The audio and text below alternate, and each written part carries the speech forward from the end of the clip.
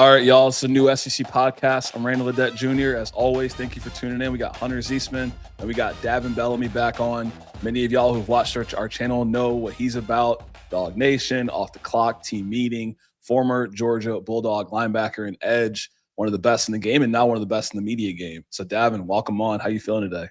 Feeling good, man. Appreciate that introduction, man. Glad to be back. It's been about 2-3 months, since we tapped in, but that college football season right around the corner. So, it's no place I'd rather be than with you guys, for sure. Yeah, we're right there. 17 weeks away. Spring football just kind of got that itch going for me and for Hunter and for all of us, ready to see these guys really hit with the pads. Clemson versus LSU's close, but we got a chance to watch G-Day. So we're going to talk a little bit about G-Day, what that means. Davin did a whole review of that game, offered his thoughts. I loved his quote where he said, "I'm not going to learn your name. I'm going to learn it the original way, which is what you do in the field." I like that one. You got to show me what you do in the field. I'm not worried about the stars. So we'll talk about some good performers. We'll talk about this loaded running back room. So Hunter, thoughts on this episode and kind of how you're feeling about Georgia and across the SEC? Yeah. Let's get into it a little bit with the running back room. Davin, you talked a little bit about this. The running back room kind of led Nate Frazier, Chauncey Bowens, but man, it's looking just kind of like last year where there's like 6 guys that could touch the ball. Stockton 2, run it down their throat. They did it almost as much as any SEC team last year other than Missouri. How are you feeling? Better year, worse year, equal year from how the running went, after looking at G-Day? Bro, I think it's better. One, because, every guy, is older.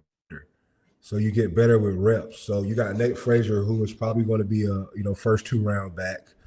Dwight Phillips Jr., who, played the first 3 games last year, but they sat him for the 4th game to protect that red shirt. We're talking about a 10-1, 4.29 guy that has breakaway speed that we did not have last year. Now, you got to look at Chauncey Bowens is a year, he's a year older. Yep. And that's just a year in a Georgia weight room, a year in a, Kirby Smart system and the practice. So, it's just going to be a different ball game because these guys, just by the reps, have taken their game to the next level. And then last year, I just felt like we could bruise you down. But I don't want to take this away from Nate Frazier because he is a home run hitter. But when that guy's a 10-1 guy, track guy, 4.29, that's your lightning and thunder. And I think that's what we was missing last year. So I think just having Dwight Phillips Jr., which he flashed so much in the spring game, and even Bo Walker Jr., who played last year sparingly versus Kentucky and popped off the tape, where I had to do a whole segment of the team mean about him, just how he was balling. And it's going to be hard to even figure out, is there enough balls to go around? And this is probably, in my opinion, bro, so I was in the running back room, and I could just, shit, man. I mean, you got Todd Gurley, Keith Marshall, Sonny Michel, Nick Chubb was in one room, and then you had Nick Chubb, Sonny Michel, DeAndre Swift, in one room. I think this may be one of the deepest rooms. I think Nate Frazier is a top 2-round guy. Chauncey Bowens, who's a year younger than Nate Frazier.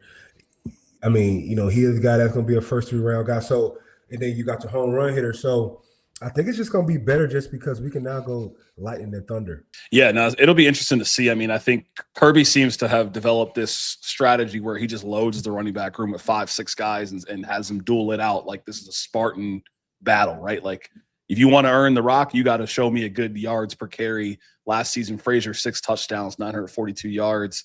Even Bowen 6 touchdowns. We didn't even mention Stockton, obviously not the running back position, but I'm excited to see what Phillips can do. He averaged the most per yards per carry with 6 yards last year before he obviously sat that 4th game. But, also was against some okay competition. But I will say I'm excited to see what he can do this season.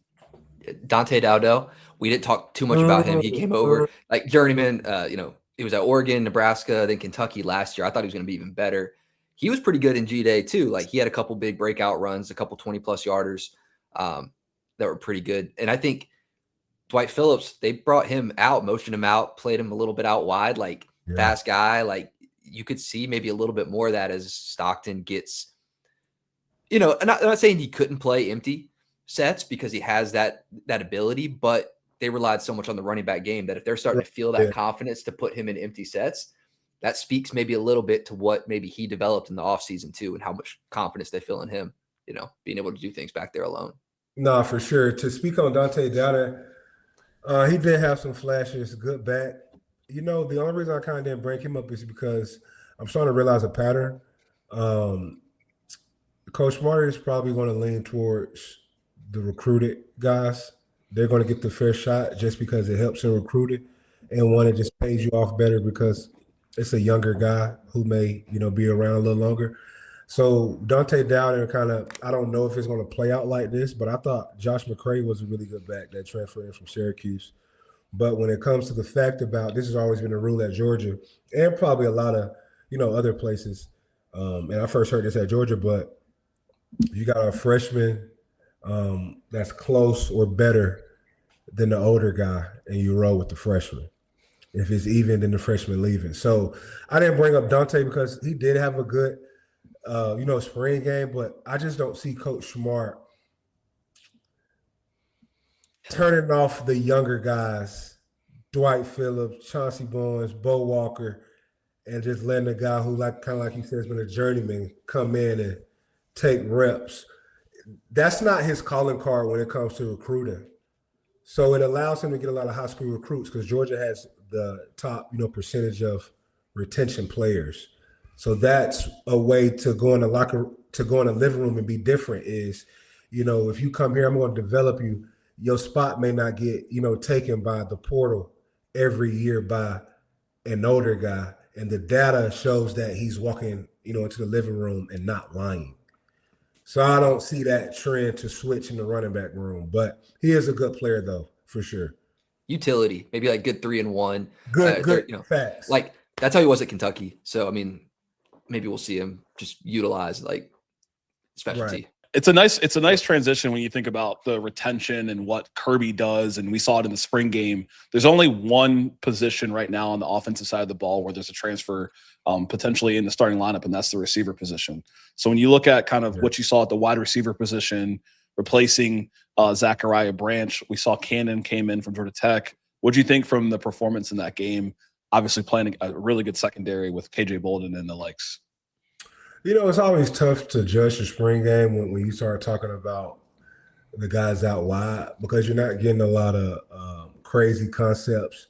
We're trying to keep it very vanilla, base offense, base defense, get a crowd, something to cheer about, go get a hot dog, go get a Coca-Cola, clap your hands. But we ain't really trying to beat each other up here. We're trying to get out of here real healthy, and we're not trying to show the rest of the SEC what we got going. The only type guys that's playing the wide receiver position or any skill position that's going to stick out in a spring game, are your George Pickens, because you're just going to get a lot of basic route running, fade balls, digs, comebacks. There's going to be a lot of crazy concepts. So I couldn't really judge the receivers. The only thing I did see is, man, it was a lot of 50-50 balls that we weren't getting, the same as last year.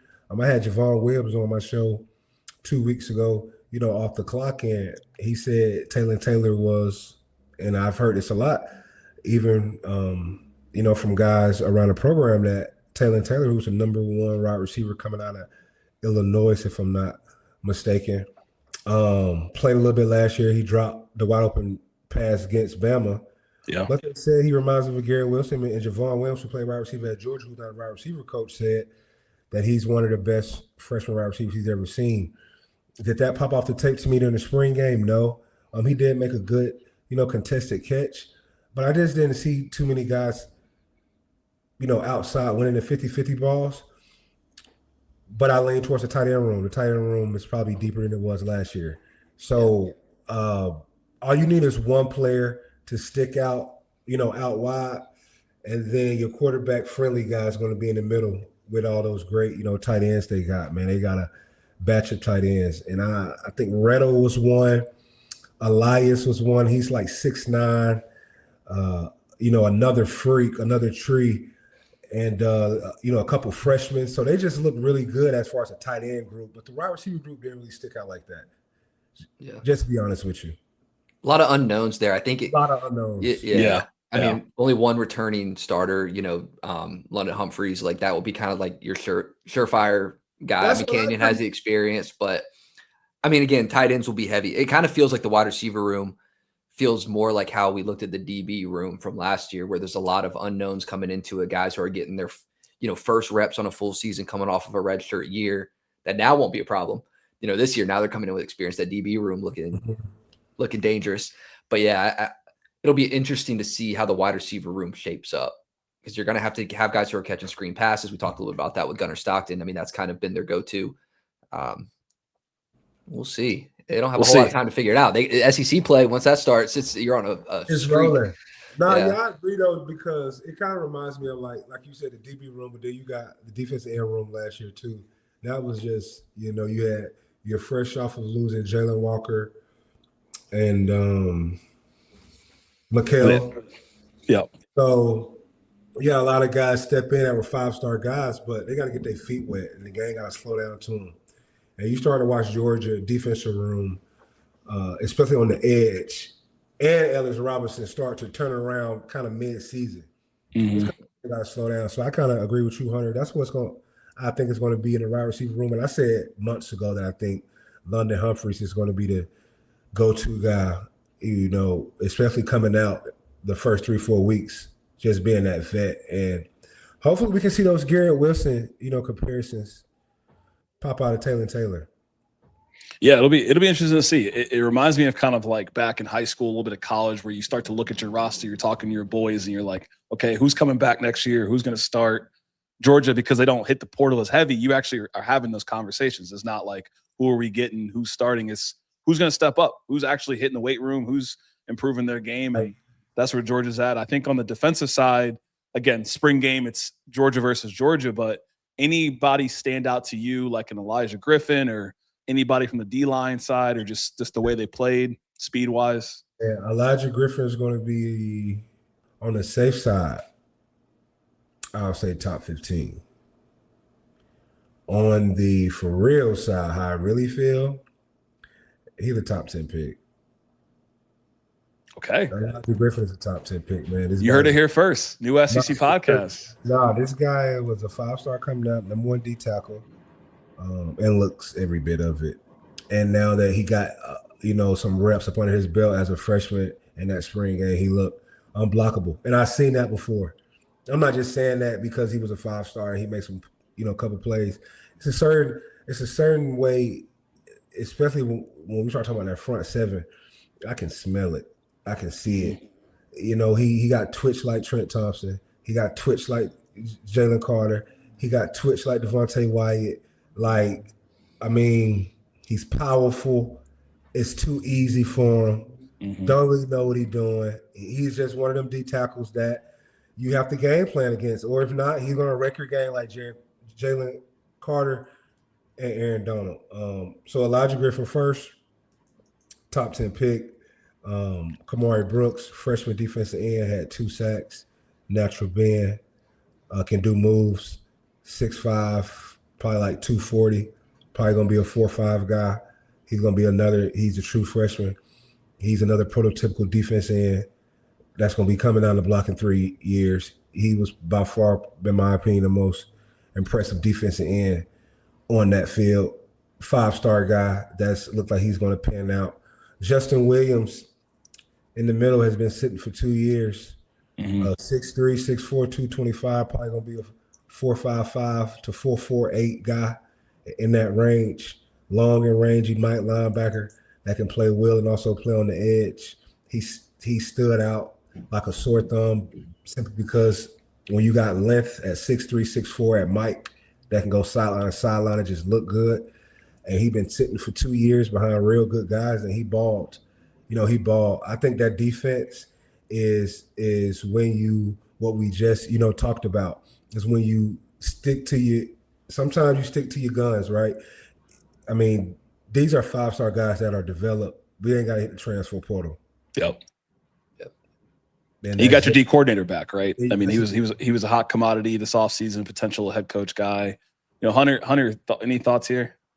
I think that this is the year after last year. Georgia's about to get back to the pass rush. They're going to be able to start getting to the quarterback a little bit more. Part of that, like you said, is these guys that are on that front line, like they're developing good skill there. Now you got a little bit more help to where you're not going to have to drop as many guys. You know, KJ Bolden getting that more experience under his belt, the DBs, DeMello Jones. I like Jamarly Riddle coming in from ECU, run support. Now you can start throwing some of those exotic packages out there because you know you got that support should things get by if you're sitting at 5 or 6. So Right. I think this is the year. I don't think we're going to see it like last year where there's games with no sacks and stuff like that. This is going to be the old Georgia, I think. No question, bro. It's natural. I always said last year Jordan was playing with house money. A real football head, do you expect the guy who first start was in the SEC championship and now he finally got his first camp to lead you to the national championship? You got a redshirt freshman at corner. You got redshirt sophomores, at edge. So, like, realistically speaking, I never expected that team. That wasn't a national championship team last year, anyways. But that's what you're going to go through when you're doing it the old school way of recruiting. You're going to have growing pains. You're going to grow with your guys. And you may sacrifice the Elite 8 of 2025 instead of trying to go to the transfer portal and say, I got to win now. You trust your coaching. You trust your strength staff. You trust your culture to know that Elite 8 squad, they're going to stay together and they're going to remember we lost in the Elite 8. Now we're the Final Four. Now we're in the championship. So just off of old school way of running a program, bringing 5 stars in, sitting them, let them get experience, let them start, let them make mistakes, let them get better. They have no choice because they are first-round draft picks coming out of high school. So if they get the reps and the strength and conditioning and you bring in all these 5 stars, by the time they get the reps and it's year 3, they pros. Right. And that's how you get 11 people going to the draft. Because you got to think about Quentin Johnson, who was 33 last year. He's number 3 this year. He's the defense end for Georgia. He can lead this year. Gabe Harris can lead this year. Right? Ellis Robinson can lead this year. Justin Williams can lead this year. Frazier. Wilson can lead this year. Frazier can lead this year. Like, these are guys that's been here for 3-4 years. I just named you 6 guys that start on defense. So Kirby Smart maybe not led the draft this year, but just by trusting the process, guess what? Out of his 11 next year, probably 8 gonna go in the first 3-4 rounds. Justin Williams, bro, I'm not gonna lie to you, he's my dark horse for the best player on that defense. Like, bro, he been sitting for 3 years, bro. He's such a good looking Mike. When you got a guy that's playing Mike that like he could play edge just on his body type, like that lane long style, but like that is, you don't get too many of those, bro. I'm telling you, and he played amazing. You can tell he's been sitting for 2-3 years. It's Georgia. The standard is always pretty high. Hunter and I, we did a video kind of talking about meeting expectations or falling short, and it was for the quarterback position. I'm a naturally transition to it, and we talked about Gunnar Stockton. I had him at exceeds. I think Hunter, you had him at meet, and it's a standard for his play, not for Georgia, but like his play. I think I had him at fall short of the. Made it fall short a little bit. But what's the bar? What's meet and what's exceed and what's fall short? It's kind of based on how everyone watches them, on expectations from a school, as a program, expectations after watching him last year and like the developmental growth that you should see from a year to year in a quarterback. I think that the expectations and why I think he falls a little bit short is I think he was given. Wait. You just jumped around my question. What's the expectation? Well, give me a mark before you go to it. Are we going 27-6? Are we going QBR of XYZ? Are we going Final Four? Like, give me a meter. Like, we just can't say an expectation. I don't know the expectation. What time you want me to show up? It's quarterback. I mean, it's all encompassing. I think it comes down to some intangibles like your leadership ability, the ability for breadth of play calling. And that's where I think that maybe he falls a little bit short, is what the breadth of the play calling allows to his skill set. It's hard to just put him to say one thing or another QBR or whatever. No, it ain't. What would you, my expectation of Gunnar Stockton is with this roster to be able to lead them to a top 4 seed in the playoff. Okay. I agree. Do I think that he personally as a player falls short of that? Yes. Do I think that the team can do enough to still get them there? Yes. Okay, that's team goals. Now give me player goals. What's your expectation? You can't quantify it. I mean, I can't quantify the expectation for each player. All right, bet. So let me ask you this. Can I offer you 24-7? I think that just looking at touchdowns and picks doesn't show kind of where those came from. I mean, he last year led the SEC by a wide margin in screen passes. Are screen passes bad to throw? Ain't bad. Like it's a good part of the game plan. It speaks to the rest of the team ability. I mean, he was number one by far in that aspect. He's a first read quarterback for the most part. They built a game plan that benefited his skill set and went around some of the shortcomings. I was talking to one of my friends and, like an LLC, like limited liability, I said they put an LLG together, a limited liability game plan. They put something together that takes his skill set and makes sure that he's not making mistakes. He's able to put a lot of screen passes out there. Hey, if you need to run, you need to run. He was first in the SEC on quarterbacks and scrambles, 10th in scramble yards. They weren't very effective. The way I look at him playing, I think that the expectations of him as this like top tier quarterback in the conference, top 3 quarterback in the conference is a little bit inflated from watching some of the tape last year and seeing that he performed really well in the play style that they had for him. And that's not his fault, but he was a little bit mistake. He tended to shy away from mistake prone opportunities. Okay. I agree with that because what I wanted to see out of him was better pocket play. I want to see him go through multiple reads. I'm just giving you a little hard time just playing devil's advocate. I know, and that's your squad, so I get it. I'll do the same thing. I'll do the same thing for Alabama this year. If we do, we're gonna talk about somebody. Yeah, I was just a little. I was doing a little, devil's, advocate. I do want to see him work the pocket. I did think he plays a little, hero ball a little bit too much, and that's because he doesn't want to go through all his reads and play it the traditional way. And that's what you get when you got playmakers at quarterback is when they see that if my first read not there, I can change the game. Mm-hmm. And that's why I like to call him, Batman. A Bruce Wayne quarterback is win from the pocket. Boom, boom, boom, boom, boom. But sometimes when you take it, I'm scrambling, I'm jumping over people. You're trying to win the game. You're trying to save the day, and that can get you in trouble. So I agree. But then, I look at it, I'm like, if the defense is better last year, I mean, your offense gave you what, 30 plus points versus Ole Miss. So, what I was told when Coach Smart got there is a national championship defense. Points per game should be about 9.9 and under. 13 points a game. That's what we're trying to look at when we walk in there before week 1. This is what the national championship Bama defense was. This is what it was ranked. 1.9 yards per carry. Yep. You got to be only allowing about 13.9 a game. If my defense is allowing that, are we even having this conversation when the quarterback goes 24-7? But there is some personal growth. I agree. But that's what I brought up on. He's so young. Yeah. True. Like first full season starting, like you said. I said that at the beginning. Yeah, I said that talking about the running backs a little bit. 26 and 7, right? Archie Manning was 26 and 7, 78 QBR, which was 17, 3,100 yards, 61% completion rating. Gunnar Stockton was 70%, completion rate. That means he completed every 7, out of 10 balls to your defense out over screens. But at the end of the day, who went further, Texas or Georgia? Are you blaming the Georgia staff for understanding that this is a guy's first year starter?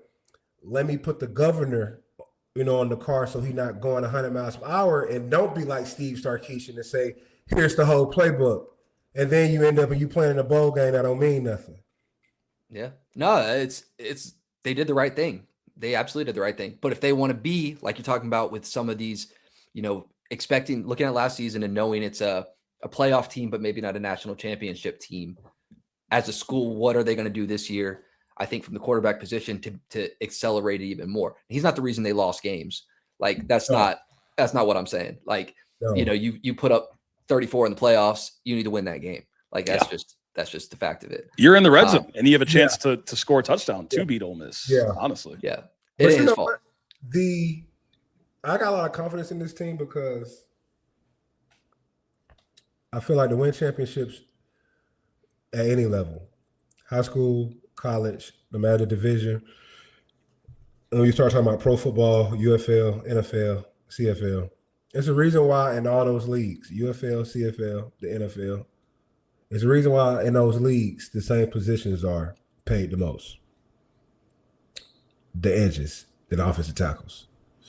So, the area where I felt like Georgia couldn't close games, if you got a closer against Ole Miss, there is no last drive. And that's something that your quarterback is on the sideline. Your head coach can't do nothing. The defensive coordinator can't even make a perfect call. Yep. When you got that front seven that can go close games, it makes everybody's life a lot easier. And you don't recognize how much of a closer you don't have, just like in baseball, until you can't close shit. I think Georgia fixed the positions of closing. So if Gunner give you 34 and it's a last drive, I would be so stunned, if I'm wrong.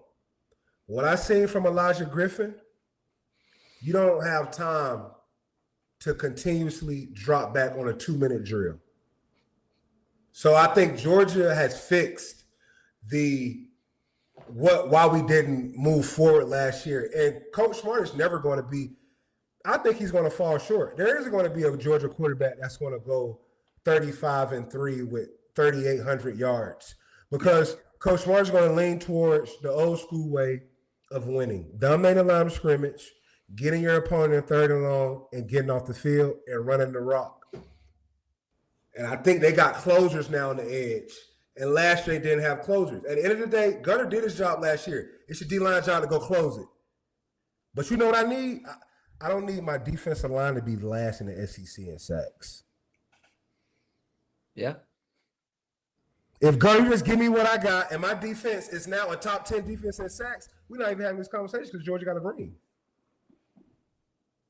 When you got a top 10, the Chiefs, the Rams, Clemson, I can go on and on. What they got? Chris Jones, Frank Clark, Von Miller, Aaron Donald. When Clemson was closing out these games, who they had? That's why I always challenge Georgia defensive ends. This is Georgia. Yeah. When the offense give you 30 points and I got 5-star defensive ends at 6'5", 255, the defensive coordinator supposed to turn his hat to the back, throw the sheet, and call man or zone and 4-man rush. And I don't got to do nothing but let them eat. You call your own games. I ain't coaching no more. Go close it. There's nothing for me to do. And that's just how I feel, and that's where Georgia got to get to this year, and I think we will. If we get to that, ain't nobody messing with these boys. But you can't be last in sacks. I can't do nothing with my team last in sacks. Not in park ball, high school football, UFL football, D1, D3, Kentucky Fried Chicken University, CFL, the NFL, the Spanish League. I can't do nothing with my D-line last in sacks. I can't do nothing. Best two D lines met in the championship last year, Miami, Indiana. So, I mean, there's definitely something to it. I would agree. At a quarterback position, like I said, I think I think Gunner's great. So, and I think he's a good quarterback. It's just like taking that next step. He doesn't have to take the next step to win a championship, but I'm curious if he can take that next step. And I think the playbook will open for him to do it. Do I think the playbook will open up for him to do it? Bubbo there and open the playbook up for Carson Beck. We've been throwing screens for 5 years. I think it's just what it's going to be. This like Georgia is such a system place. It's not going to be a guy at Georgia ever since I was there, ever since Leonard Floyd was there. The last person to lead the country in sacks at Georgia was when Jarvis Jones was there. He was getting 17.5, and Todd Grantham was the defensive coordinator. After Georgia brought in the Bama-style defensive coordinators, now your edges they're going to max out between 5 to 7.5 sacks because the Bama-style defensive coordinator is one end is rushing, one guy is dropping. It's not pinning your ears back like Todd Grantham was. So Leonard Floyd maxed out at 8. Jarvis Jones Jordan Jenkins maxed out at 5.5, 6. I maxed out at 6.5. Just by off the play calling, you're not going to be a 12-sack guy in Georgia. So me, just asking y'all, just off the Bobo play style, do you even think Gunnar even have the opportunity to even show you that he can go through multiple reads? Maybe. I mean, I think there was room for it because there were some deep balls thrown this year too that were also a part of this where it was that and it fell flat. It wasn't something that he was really excelling at. I think there was only 2 quarterbacks in the conference with a worse deep ball percentage, completion percentage. A lot of drops, not all his fault. Again, not all Gunnar Stockton's fault. I think that they open it up a little bit. I think it's on him once it is open to be less risk averse, especially if the defense is good. Take that shot. Like throw the 50-50 ball. I agree. He did it because when he did it late in Tennessee game, had that great play, back right side of the end zone. That's a pass that's dangerous to make. That's the kind of quarterback that if Georgia has that guy, they're unbeatable. Money. Davin, you've been on here a few times. We love doing your show too. If you just want to drop what you got going on, where everybody can find you, we'll put some links in here too. Yeah, man. We've linked up a couple times. So One Love Media on the YouTube, Team 7 meeting on the IG, man. And I'm looking forward to more collabs, with you guys as this college football season about to kick off, man, for sure. As always, it's great having you on. It's great, talking college football. Hunter and I got some special stuff coming up for y'all here this next couple weeks too as well. So thank you once again. If you haven't subscribed already, go ahead and hit that subscribe button, hit the like button, get us in the algorithm. And as always, thank you for tuning in to the new SEC Podcast.